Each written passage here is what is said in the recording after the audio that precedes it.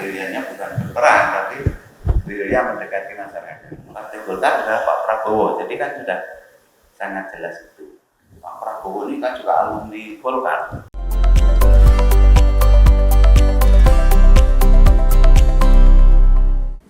Halo Tribuners, kembali di program Tribun Topik. Kali ini bersama saya Elin. Nah, untuk kesempatan ini kami sudah ada di kantor DPD Golkar Jawa Tengah. Telah bersama kita ada Insinyur Panggah Susanto ML.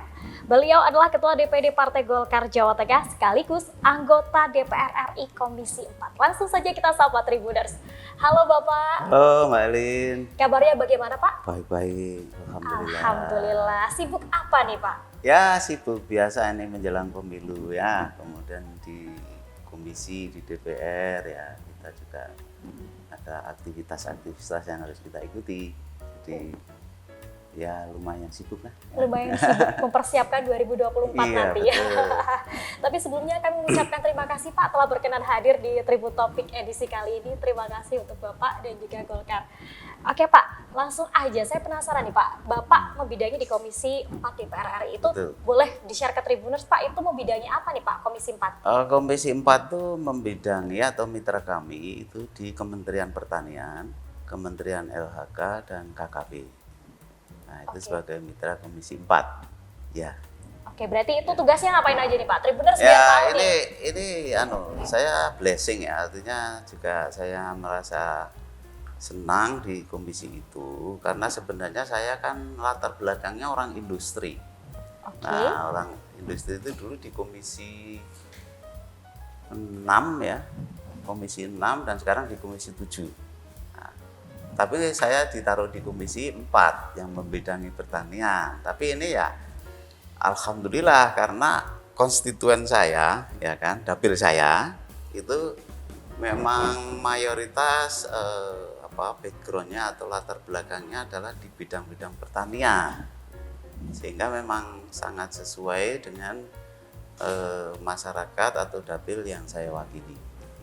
Oke, dapilnya mana aja nih Pak, kalau boleh tahu? Dapilnya itu Temanggung, Wonosobo, kemudian Purworejo, Kabupaten Magelang dan Kota Magelang. Oke. Nah, memang ada laut juga ya di Purworejo. Kalau yang lain ya gunung-gunung. Ya dengar-dengar Bapak asli Temanggung nih Pak? Saya asli Temanggung ya. Lahir di situ di tetangga kita ini kan Mbak Elin kan. Nah, tetanggaan ternyata nggak jauh-jauh dari Sukoharjo. Jadi Temanggungnya Candiroto. Nah, Candirotonya masih di desa lagi. Jadi ada desa kecil ya kira-kira hanya 30 rumah situ. Saya lahir besar dari SD, SMP, SMA di Temanggung. Kemudian ke ITB di Bandung, terus gabung ke Kementerian Perindustrian. Oke, ya perdagangan juga. Ya kementerian di situ hampir 35 tahun saya. Berkarir dari bawah, dari honorer, kemudian pegawai negeri, kepala seksi, Kasubdit, direktur jenderal lah situ. Lah terus pensiun 60 tahun ya kan. Udah waktunya pensiun gitu lah, ternyata saya masih diminta untuk membantu Pak Erlangga di Golkar. Saya gabung di Partai Golkar pas pensiun 2018 ya langsung itu nggak sempat nganggur ya. Jadi pensiun langsung gabung ke Partai Golkar.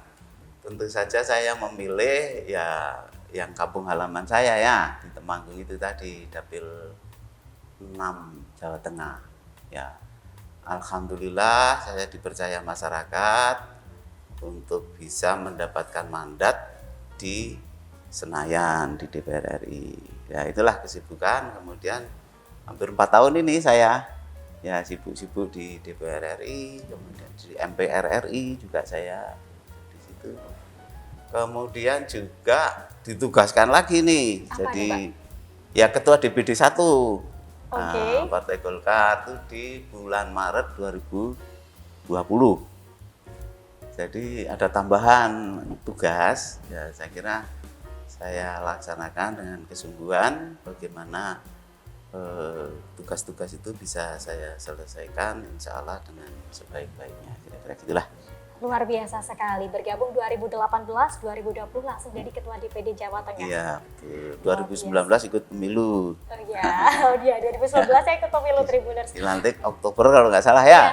Iya, benar. Tapi saya penasaran nih Pak, Bapak kan besar di Temanggung nih, baru sebelum akhirnya merantau nih ke IPB, kemudian akhirnya masuk ke kementerian. Dulu sempat kepikiran nggak sih Pak jadi politikus, atau dulu cita-citanya jadi ASN aja, atau memang udah nanti kalau pensiun habis ini jadi politisi aja, atau gimana nih Pak? Saya nggak terbayang sama sekali. Hanya memang saya itu sekali saya terjun ke suatu bidang, ya saya kerjakan sampai saya kelas. Sehingga memang waktu saya masuk ke ASN, ya cita-citanya memang sampai selesai 60 tahun. Nah, itu kan. Memang tapi gini, selama 35 tahun itu ya saya separuh dulu memang orang Golkar, karena orang ASN kan semua orang Golkar ya. Betul sekali. Setelah reformasi kan disuruh milih tuh, ya kan, mau lanjut ke Golkar apa ke ASN. Ya, kembali lagi, satu komitmen saya kan harus sampai pensiun, sehingga saya melanjutkan birokrasi seperti itu. Memang dasar apa takdir ya kali ya, takdir ulang kan nggak ada yang tahu. Atas pensiun, kemudian masuk Partai Golkar lagi, kembali ke rumah lagi Partai Golkar. Nah, itu saya kira dalam situasi yang berbeda ya. Golkar zaman dulu pada saat saya masih di Golkar, nah Golkar sekarang situasi memang prinsip-prinsipnya masih sama, dasar-dasarnya masih sama, ideologinya katakannya masih sama kalau saya lihat. Ikrar Partai Golkarnya juga belum berubah. Masih sama. Masih sama. Nah, tapi situasi pasti sudah berbeda. Tapi prinsip-prinsip itu masih ada benang merahnya, bahkan itulah menjadi landasan Partai Golkar sampai sekarang. Karena itu saya tidak canggung-canggung untuk masuk Golkar, dan saya memahami Partai Golkar, oleh karena itu saya mau bergabung. Luar biasa. Tadi sempat disebutkan nih Pak, gabung lagi ke Golkar seperti kembali ke rumah. Rumah seperti apakah sih Golkar Pak menurut Bapak? Iya, Golkar ini kan sejarahnya panjang, sebagai partai tertua dan partai paling berpengalaman. Lahir pada 20 Oktober 1964, memang dilanjutkan untuk sebagai benteng Pancasila. Ya, sehingga memang doktrin itu, karya-kekaryaan dan Pancasila itu tetap menjadi landasan pokok Partai Golkar sampai sekarang. Nah, kita punya pengalaman membuat program dan melaksanakan program. Kira Partai Golkar mau nggak mau kita bicara soal pengalaman, bagaimana menyusun suatu program partai, program negara, dan harus muncul kader yang bisa melaksanakan. Kan itu tugas antara lain ya. Betul. Nah, saya kira Partai Golkar punya itu semua, kemampuan untuk menyusun program dan pengalaman melaksanakan. Iya, karena Golkar partai kawakan yang sudah dari dulu sampai hari ini. Sampai hari ini, dan alhamdulillah sebagai ruling partai dalam waktu lama, dan setelah reformasi juga pernah jadi pemenang, ya kan? Betul. 2004, dan sampai saat ini alhamdulillah masih tergolong partai besar, partai nomor 2. Nah, ini saja hal ini karena landasan-landasan Golkar yang sudah diletakkan oleh para pendiri Golkar ini memang sudah berwawasan jangka panjang, ya kan? Sehingga tidak lekang oleh waktu lah kira-kira gitu ya. Betul sekali. Selalu up to date lah, memang up to date-nya ini harus diupdate, gitu ya. Update-nya harus selalu diupdate karena memang situasi terus berkembang. Tapi dasar-dasar dan prinsip-prinsip itu tetap tidak lekang oleh waktu. Oke. Prinsip dan dasar apa sih Pak yang dari dulu sejak Golkar lahir sampai hari ini? Apa sih Pak prinsipnya yang selalu dipegang teman-teman yang ada di Golkar? Ya, prinsipnya itu kan masalah bagaimana Pancasila sebagai landasan negara, pasangan negara ya, itu memang mencerminkan bagaimana bangsa Indonesia itu tercermin dalam Pancasila. Sehingga apapun memang menjadi rumah. Kita kan ada yel-yel tuh Indonesia Golkar, Golkar Indonesia. Nah, kan kami memahami memang antara Golkar dan Indonesia itu seperti dua sisi koin atau mata uang yang tidak bisa dipisahkan antara Pancasila dan Golkar. Sehingga memang alhamdulillah bangsa negara kita, ideologi negara kita ini tetap terjaga sampai sekarang. Pancasila sebagai landasan filosofi, falsafah hidup, dasar negara, dan ada yang mengatakan ini memang terbukti, ya kan? Kalau Pancasila ini tidak dipertahankan dan diamalkan serta dijaga, ya, tentu ini bisa membahayakan negara menurut saya. Ya. Itulah misi utama Partai Golkar dan doktrin karya kekaryaan. Baik, dan itu masih dipegang sampai hari ini. Sampai hari ini. Dan bagaimana kerja-kerja politiknya kan tentu beda lagi. Kerja politik kan biar perkembangan dan situasi. iya, kan? harus fleksibel. Dasar ideologi, maka mungkin teknologi barangkali ya. Sampai ke sana ya. Baik, Itu ya memang nggak akan berubah. luar biasa. Partai Kawakan dengan masih memegang prinsip yang sama sampai hari ini. Menjadi partai nomor 2 terbesar di Indonesia, Tribuners. Kemudian ini Pak, perbedaan Golkar sebelum dan sesudah reformasi hari ini. Seperti apa Pak? Perbedaan yang benar-benar mencolok nih Pak. Ya, perbedaan yang mencolok tentu saja karena sama Partai Golkar kemudian berubah pada situasi global dan juga dalam negeri ya, mengharuskan Golkar memang seperti itu. Dan seperti itu artinya memang agak sedikit otoriter ya, gitu ya. Tapi program-program juga disusun dengan baik. IPO saya sebutkan ideologi juga seperti PT7 atau PT4 ya kan. Kemudian di politik itu juga terjadi stabilisasi di politik ya kan, dengan 3 partai waktu itu ya. Iya. 10 partai jadi 3 partai kan. Nah itu memang stabil kan. Kemudian di bidang ekonomi itu ada bisa cerita ini karena saya sempat hidupnya di Sebelum reformasi dan hari ini. Itu Ya. ada masukan soal ekonomi itu adalah periode pembangunan. Satu soal stabilitas, karena kalau tidak stabil bagaimana ekonomi mau dibangun. Dan yang kedua adalah soal pertumbuhan. Bagaimana pertumbuhan, kalau nggak ada pertumbuhan ya nggak ada pemerataan. Apa yang mau diratakan kalau nggak ada pertumbuhan? Sehingga memang pertumbuhan di atas 10%. Nah, pemerataan ini yang menjadi PR utama, ya. Saya kira ini yang kemudian menjadi PR paling besar bagi Partai Golkar ya. Bagaimana misi-misi pemerataan pembangunan, ya kan, pemerataan ekonomi dan sebagainya itu menjadi salah satu dari saya kira PR Partai Golkar depannya. Dan sudah jelas pertumbuhan itu didorong oleh 3 engine growth ya, itu satu BUMN, swasta dan koperasi. Sudah sangat jelas ya, meskipun dengan cara-cara agak totalitas itu otoriter ya, otoriter. Nah sekarang tentu saja zaman berubah ya kan, perubahan di 98 tentu Golkar menghadapi masalah yang atau menghadapi situasi yang berbeda, yaitu masalah demokratisasi.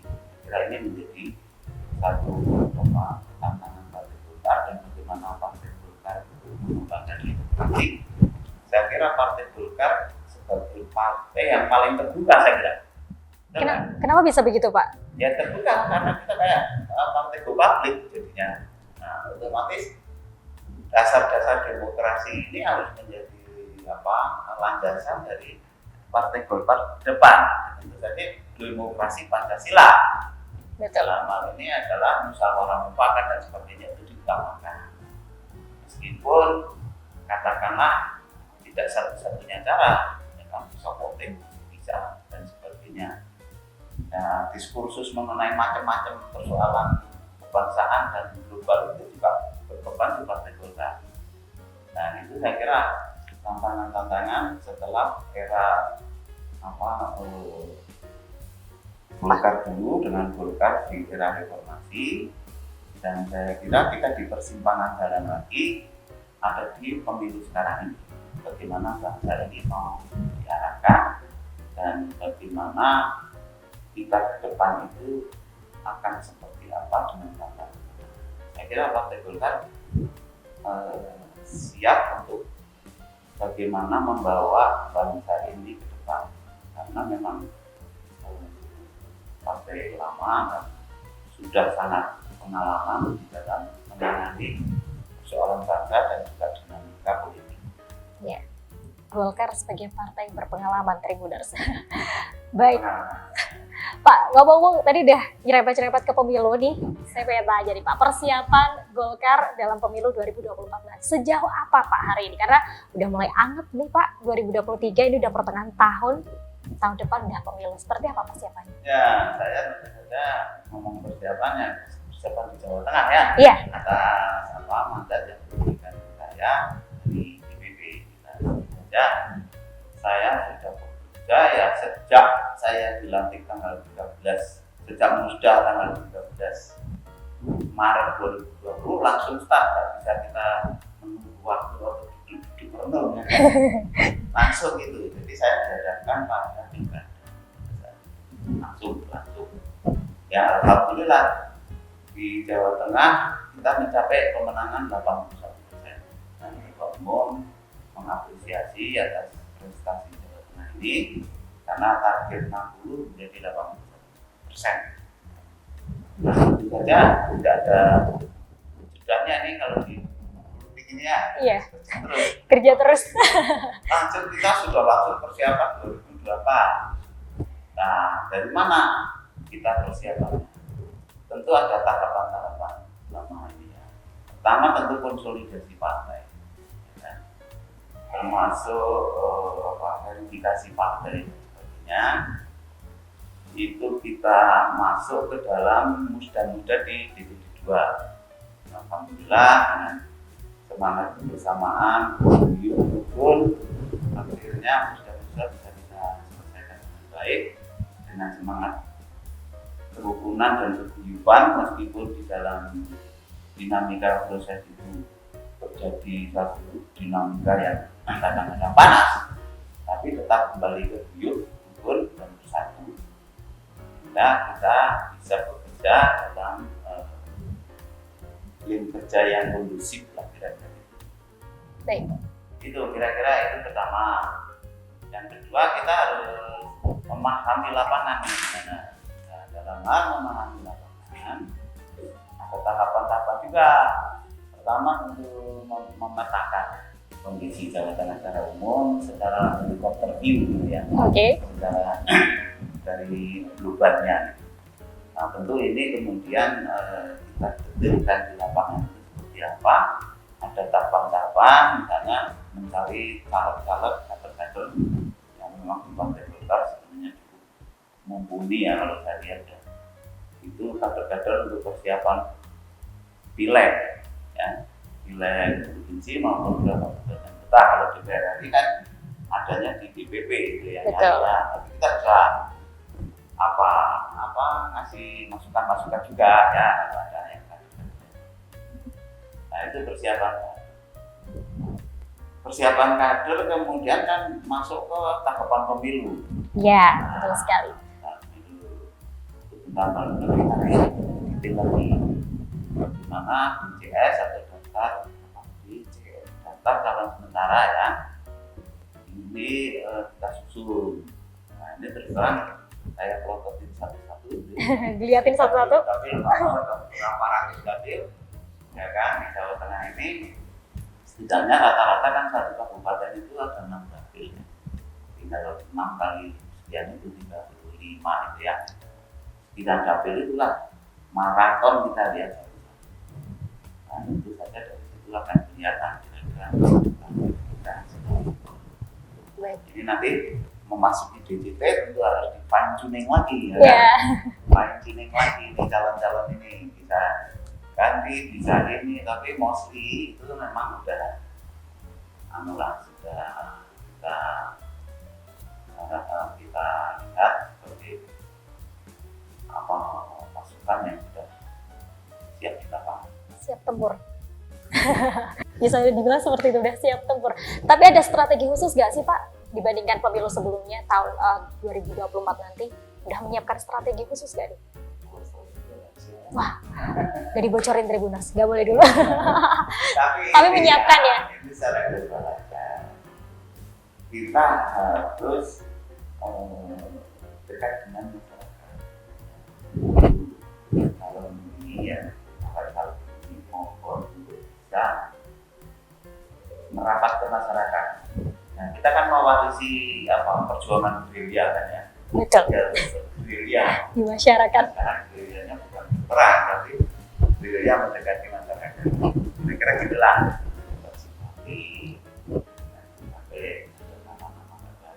Dan repetan, Iya. itu nanti repetan Allah. Jadi kan kita harus menjaga nama baik. Baik, itu strategi masih rahasia nih ya, nggak dibocorin ya. Ada tapi nggak di-share, jangan. Nanti ketahuan. Umumnya ya. Udah persiapannya, pokoknya Ya. udah siap tempur gitu ya Pak ya untuk pemilu nanti. Siap berjalan, siap. Siap. Oke, sukses, semoga sukses nanti ya Pak di pemilu 2024. Pak, saya mau bahas yang hangat-hangat nih Pak. Ya. Baru kemarin ini Pak, belum lama banget ini Pak. Ini Golkar akhirnya merapat memberikan dukungan ke calon presiden baca pres Prabowo Subianto. Itu seperti apa Pak? Boleh dong diceritain sedikit Pak terkait itu? Iya. Ya memang perkembangan terakhir ya satu ya. Ya. Terakhir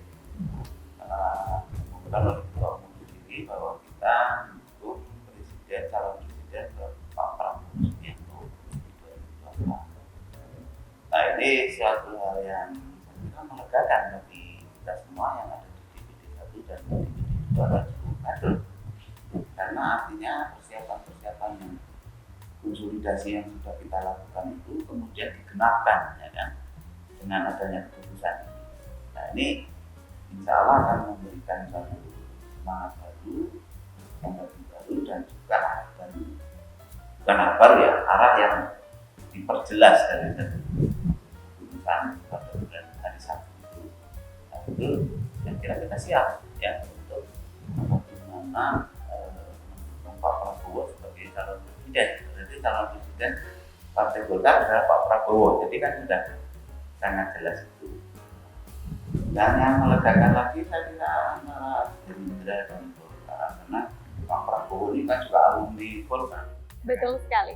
Jadi pasti banyak persamaan antara Gerindra dan Partai Golkar, khususnya Pak Prabowo dan juga Pak Erlangga dalam hal pemahaman soal dasar-dasar ideologi, cita-cita, perjuangan, harapan masa depan. Saya kira tidak terlalu banyak perbedaan. Sehingga dalam hal ini satu hal yang berbeda lagi, karena kita bergabung dengan Gerindra dan Pak Prabowo. Baik, berarti bisa dibilang alasannya kenapa mendukung Pak Prabowo, yang pertama tadi karena Pak Prabowo dulu pernah di Golkar, kemudian ada di Gerindra sekarang, dan yang kedua tadi sudah disebutkan karena ideologi atau prinsip Pak Prabowo sama. Berarti itu ya Pak, dua poin itukah yang ngebuat Golkar akhirnya oke deh ke Pak Prabowo aja gitu, atau ada faktor-faktor lain Pak? Nah ini kan yang memutuskan bukan saya kan. Nah, Tapi ketua umum. tapi tentu tahu dong Pak. pendukung. Iya, pendukung tahu dong Pak, dikasih bocoran sama pusat paling nggak Pak. Kenapa Ya. akhirnya ke Pak Prabowo aja deh? Tanya, ya, saya jawab. Ya, boleh harus jawab. Cepatlah itu Pak Ketua Umum itu mendapatkan ya.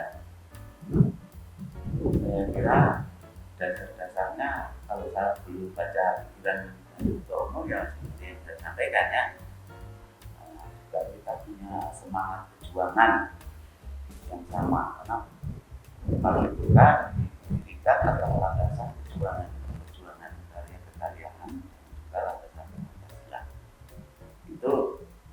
sudah menjadi prinsip kami di Partai Golkar bahwa kita semua memang punya kewajiban untuk berbakti kepada negara. Jangan lupa tujuan kita ini tidak semata kekuasaan, tapi ada dasar kejuangan untuk berbakti kepada negara. Jelas sekali itu terlihat di dalam ikrar Partai Golkar yang tidak berubah sampai sekarang sejak barangkali Golkar berdiri itu mencerminkan suatu semangat kejuangan untuk berbakti pada negara. Oke, dan itu didapatkan dari Pak Prabowo. Figur Pak Prabowo didapatkan, Ya, prinsip-prinsip itu didapatkan dari figur Pak Prabowo. Saya baca tidak jauh ya, karena ini tidak ada perbedaannya. Oke. Antara semangat Pak Prabowo sebagai seorang pejuang, seorang patriot, dan semangat Partai Golkar yang diberikan memang untuk para patriotis. Nah, itu semangatnya. Jadi cocok sekali. Tidak melirik yang lain. Akhirnya nggak boleh. Akhirnya nggak boleh. Oke. Iya. Bukan harus komando mati gitu. Apa yang diputuskan di pusat ya kita ikuti. Oke. Organisasi yang baik. Baik. Golkar sebagai organisasi modern dan terbuka, meskipun dinamikanya sangat tinggi, tapi prinsip-prinsip seperti itu tetap berlaku. Tetap berlaku, harus tetap dipegang. Baik, Pak, ngomong-ngomong nih, 2024 kan sebentar lagi pemilu nih Pak. Kalau Bapak melihat demokrasi Indonesia hari ini seperti apa sih Pak secara umum Pak? Boleh dong? Demokrasi secara umum kita berjalan dengan baik. Kita ada demokrasi di dunia ini tidak banyak negara yang demokratis seperti Indonesia ini. Saja demokrasi itu harus berjalan di dalam sistem nilai yang menjadi dasar daripada kita semua politik. Nah, kalau sistem nilai ini kan kita sudah diwarisi juga. Sistem nilai apa yang ada di Pancasila itu bagian dari sistem nilai yang kita pahami, kita dalami, kita lakukan. Nah, ini yang pentingnya kita mendalami ini sebenarnya dan melaksanakan. Mendalami dan melaksanakan. Kalau hanya mendalami aja ya Harus dilaksanakan. harus dilaksanakan dalam praktek-praktek berdemokrasi. Baik, setuju dengan itu Pak. Boleh? Baik, saya setuju dengan itu. Boleh Pak, ini udah di sesi akhir, ada pesan apa yang disampaikan ke Tribuners nih Pak?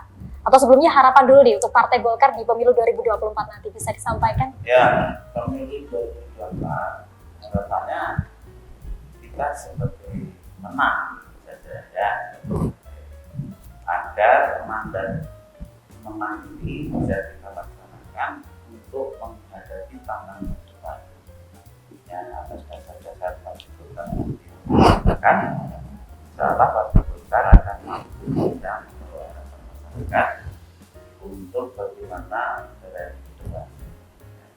Kiblatnya sudah jelas, ketika Pancasila, kekayaan, Betul. itu kalau caranya ya kiblat itu. Iya.